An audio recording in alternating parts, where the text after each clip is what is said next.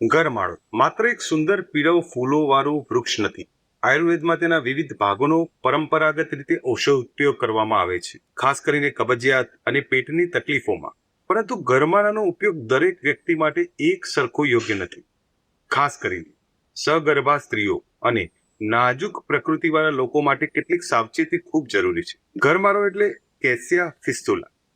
આ એનું એક બોટનિકલ નામ છે. તેને અંગ્રેજીમાં ગોલ્ડન શોવર ટ્રી તરીકે પણ ઓળખવામાં આવે છે. આ એક મધ્યમથી મોટું પાનખર વૃક્ષ છે. ઉનાળાની આસપાસ જ્યારે તેના લાંબા નીચે તરફ લટકતા ચમકદાર પીળો ફૂલોના ઝુમખા આવે છે, ત્યારે આખું વૃક્ષ ખૂબ જ સુંદર દેખાય છે.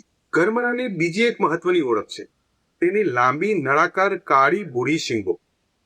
આ શીંગોની અંદર કાળો ચીકણો પદાર્થ અને બીજ જોવા મળે છે. તેના પાંદડા સંયુક્ત હોય છે અને વૃક્ષો દેખાવમાં સામાન્ય રીતે છાંયડો આપનાર અને ખૂબ જ આકર્ષક લાગે છે. મિત્રો, આયુર્વેદિક પરંપરામાં ગરમાળાના વિવિધ ભાગોનો ઉપયોગ કરવામાં આવ્યો છે. ખાસ કરીને તેની શીંગોનો અંદરનો પલ્પ તેમજ કેટલાક સંદર્ભોમાં છાલ, પાંદડા અને મૂળ જેવા ભાગોનો પણ ઔષધીય ઉપયોગ વર્ણવવામાં આવે છે. પરંતુ એક અહીં મહત્વની વાત છે. વૃક્ષનો દરેક ભાગ પોતાની રીતે અને પોતાની માત્રામાં જ ઉપયોગી હોય એવું જરૂરી નથી. ઔષધીય ઉપયોગો માટે યોગ્ય ભાગ, યોગ્ય માત્રા અને યોગ્ય પદ્ધતિનું જ્ઞાન જરૂરી છે. જેમ કે કબજિયાતમાં ગરમાળાનો પરંપરાગત ઉપયોગ. આયુર્વેદમાં ગરમાળાની શીંગોનો પલ્પ મૃદુ રેચક તરીકે પરંપરાગત રીતે ઓળખાય છે. સરળ ભાષામાં કહીએ તો તે મળને બહાર કાઢવામાં મદદરૂપ થઈ શકે છે. આ કારણે જ પરંપરાગત આયુર્વેદિક ઉપયોગમાં તેનો સંબંધ ખાસ કરીને મલાવરોધ એટલે કે કબજિયાત સાથે જોડવા મળે છે. પરંતુ અહીં એક વાત સમજવી ખૂબ જ જરૂરી છે. કબજિયાતનું કારણ દરેક વ્યક્તિમાં અલગ અલગ હોઈ શકે છે. ઓછું પાણી પીવું, આહારમાં રેસાનું પ્રમાણ ઓછું હોવું, શારીરિક પ્રવૃત્તિનો અભાવ અથવા અન્ય કારણો પણ કબજિયાત માટે જવાબદાર છે. તેથી માત્ર ગરમાળો લેવાથી દરેક વ્યક્તિની સમસ્યા દૂર થશે એવું માનવું યોગ્ય નથી. આયુર્વેદિક પરંપરામાં ગરમાળાને મુખ્યત્વે મલ વિસર્જનને સરળ બનાવવા તરીકે જોવામાં આવે છે. એટલે કે જ્યારે પેટમાં મળ અટકી રહે અને કબજિયાતની સ્થિતિ હોય ત્યારે યોગ્ય રીતે ઉપયોગ કરવામાં આવે તો તે મળ બહાર કાઢવામાં સહાય કરી શકે છે.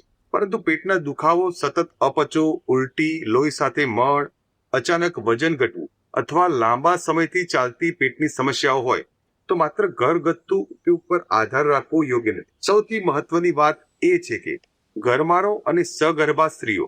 ઘણીવાર ઔષધીય છોડ વિશે એવું સાંભળવા મળે છે કે તે નાજુક પ્રકૃતિવાળા અથવા સગર્ભા સ્ત્રીઓ માટે ઉપયોગી છે. પરંતુ મિત્રો, ગરમાળાને સગર્ભા સ્ત્રીઓ માટે પોતાની રીતે લેવાની ઔષધિ તરીકે રજૂ કરવું યોગ્ય નથી, કારણ કે તેમાં રેચક અસર થઈ શકે છે અને ગર્ભાવસ્થા દરમિયાન કોઈ પણ ઔષધિ રેચકનો ઉપયોગ ડોક્ટર અથવા લાયકાત પ્રાપ્ત આયુર્વેદિક વૈદ્યની સલાહ જ વગર કરવો જોઈએ નહીં. ખાસ કરીને સગર્ભાવસ્થા દરમિયાન ઘરેથી પોતાની રીતે ગરમાળાની શીંગોનો પલ્પ અથવા કોઈ પણ ઔષધિ તૈયાર લેવી ટાળવી. કેટલાક લોકોનું પાચન તંત્ર ખૂબ સંવેદનશીલ હોય છે. આવા લોકોમાં રેચક અસર વધારે થઈ શકે છે અને વધુ પડતો ઉપયોગ કરવાથી ઝાડા, પેટમાં મરડો અથવા શરીરમાં પાણી અને લવણની અછત જેવી સમસ્યાઓ થઈ શકે છે. એટલે કુદરતી છે એટલે એવું નથી કે સંપૂર્ણપણે સુરક્ષિત છે એવું માનવું યોગ્ય નથી. કુદરતી ઔષધિઓ પણ યોગ્ય વ્યક્તિ, યોગ્ય માત્રા અને યોગ્ય સમય પ્રમાણે જ ઉપયોગી બને છે. મિત્રો, ગરમાળો માત્ર ઔષધીય દ્રષ્ટિએ જ મહત્વ નથી. તે એક સુંદર ફૂલધારી વૃક્ષ છે. તે બગીચા, રસ્તાની કિનારીઓ અને લેન્ડસ્કેપિંગમાં પણ ખૂબ જ આકર્ષક લાગે છે. આના પીળા ફૂલો પરાગનયન કરનાર જીવજંતુઓને પણ આકર્ષે છે. ઉનાળાની ઋતુમાં તેના ફૂલોનું લટકતું ઝુમખું તેને ખૂબ જ અલગ ઓળખ આપે છે. એટલે ગરમાળો ઔષધીય, પર્યાવરણીય અને સૌંદર્યલક્ષી ત્રણેય દ્રષ્ટિએ મહત્વનું વૃક્ષ છે. જો તમે પ્રકૃતિમાં ગરમાળાને ઓળખવા માંગતા હો તો આ ત્રણ બાબતો ખાસ યાદ રાખજો.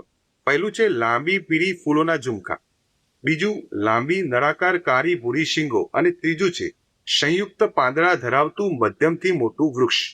આ ત્રણેય લક્ષણો ગરમાળાની ઓળખ કરવામાં ખૂબ જ મદદરૂપ થાય છે.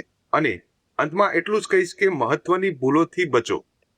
માત્ર નામ સાંભળીને કોઈ પણ જંગલી છોડ અથવા સિંગને ઘરવાળો માનીને તેનો ઉપયોગ ન કરવો. ઔષધીય છોડની સાચી ઓળખ ખૂબ જ મહત્વની છે મિત્રો. અને જો ઔષધિ તરીકે ઉપયોગ કરવાનો હોય તો લાયકાત પ્રાપ્ત આયુર્વેદિક વૈજ્ઞાનિક સલાહ લેવી અથવા તબીબી નિષ્ણાતની સલાહ લેવી વધુ સુરક્ષિત છે. તો મિત્રો, ઘરમારો એક સુંદર અને મહત્વપૂર્ણ ઔષધીય વૃક્ષ છે. ઔષધીય પરંપરાગતમાં તેનો ખાસ સંબંધ કબજિયાત અને મલ વિસર્જનને સરળ બનાવવાના ઉપયોગો સાથે જોવા મળે છે.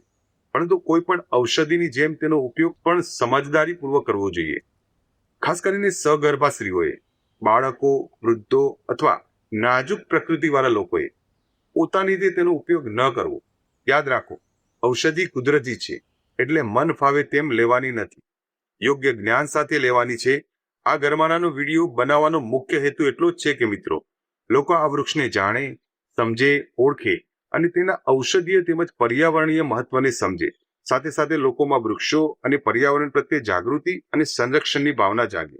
જો મિત્રો તમને આવા જ આપણા પરંપરાગત ઔષધીય વૃક્ષની સાચી ઓળખ, આયુર્વેદિક ઉપયોગ અને વૈજ્ઞાનિક માહિતી જાણવી ગમતી હોય તો વિડીયોને લાઇક કરો, ચેનલને સબસ્ક્રાઇબ કરો, અમે કોમેન્ટમાં લખો આગળ કયા વૃક્ષો વિશે જાણવું છે.